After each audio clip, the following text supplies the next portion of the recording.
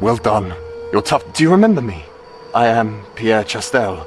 Jean Chastel, the owner of the Darnay's Inn, was my father. I never wanted to hurt anyone, but I was in the grip of evil. I didn't really realize what I was doing. My father and the other apostles were also in the grip of evil. What we did is unforgivable, and I fear that we will be damned in the afterlife.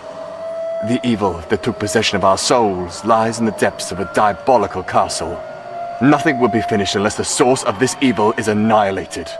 Go to the pedestal of the crest of the wolf, and the path to this castle will appear before you. May God have mercy on our souls. Farewell.